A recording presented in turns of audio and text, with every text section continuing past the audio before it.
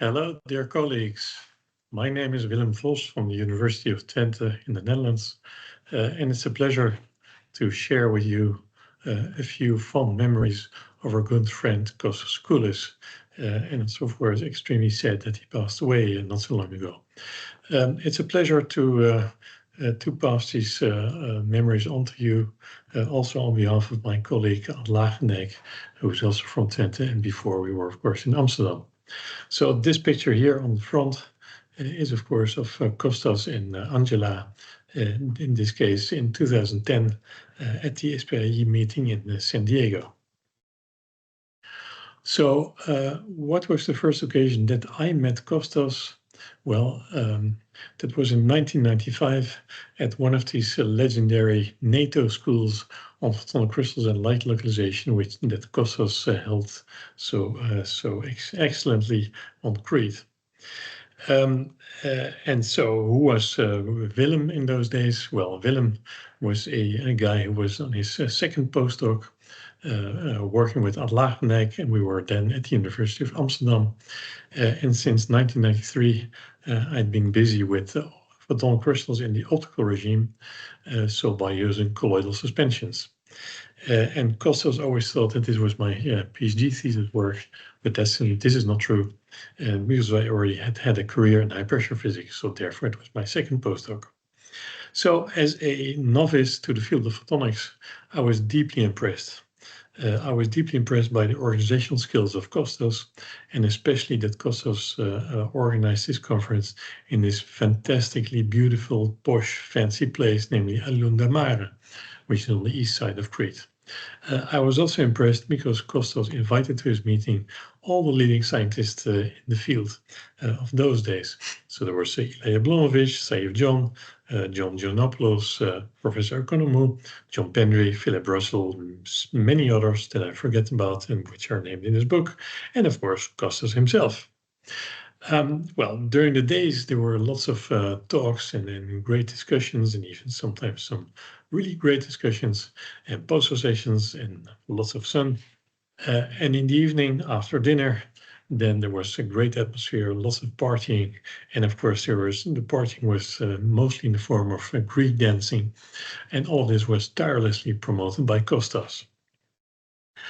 So, as a science of Costas, let me give you one example of a paper of his that I think really deserves lots of credit and which deserves to live on forever.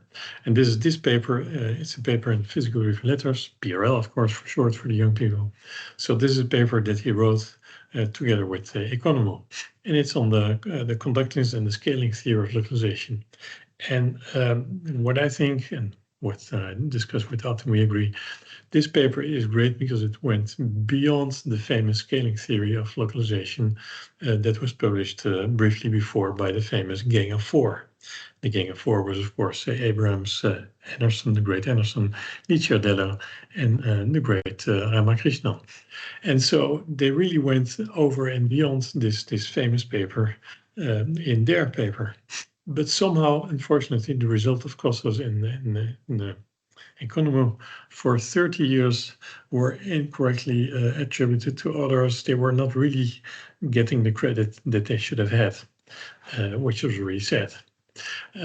Fortunately, in 2011, which was on the occasion of Costas' 60th birthday symposium, when the Wave Pro workshop, the balance was redressed and people agreed. So notoriously, John Pendry and Lagendijk, they stood up and said, "Hey guys, this paper really deserves credit where credit is due, and this is a great paper that stands on itself and is beyond the Gang of Four."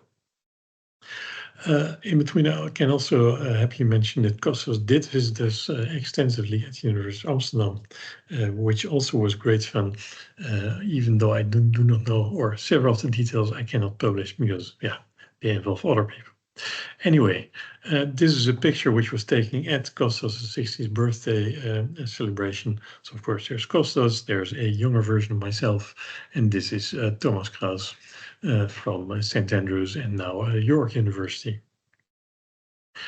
So another, of course, a great result of Costas that really deserves attention is the inverse woodpath structure. So unfortunately, the movie doesn't work very well in the screen share, but I hope I will stop it here because otherwise it looks so crummy.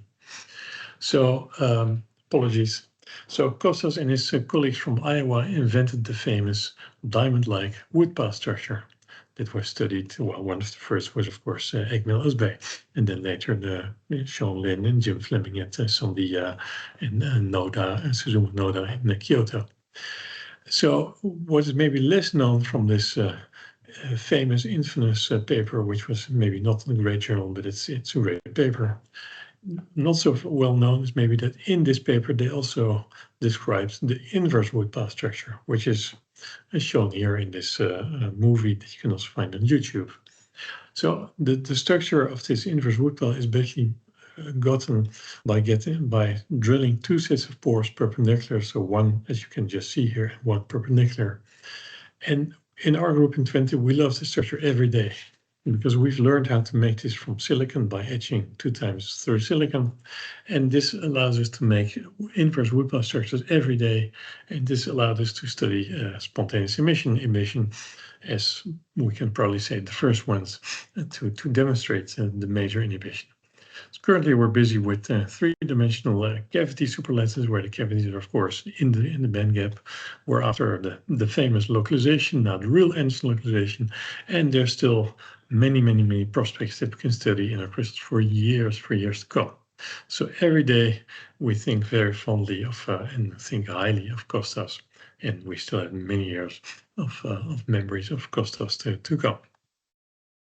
So as the last slide, I would like to say something about Costas as a people's person. He was a very warm person, very supportive, especially of young people. So I used to be a young Turk for the young people.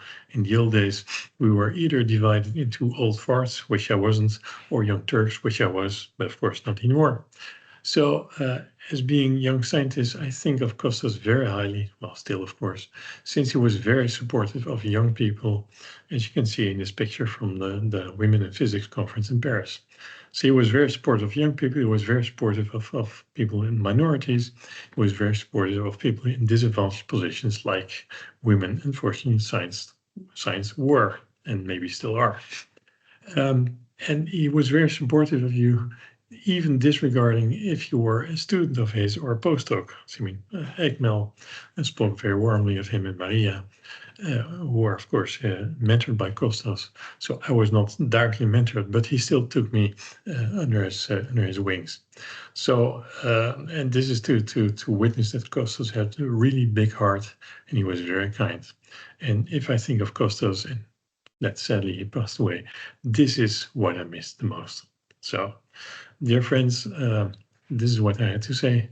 If you happen to see Angela and Victor and other family members, please pass my best regards, best wishes to them. And I wish you a great conference. And of course, many great science in the spirit of Costas. And please think of Costas also in the way of a mentor and supporter of young scientists. Thank you very much.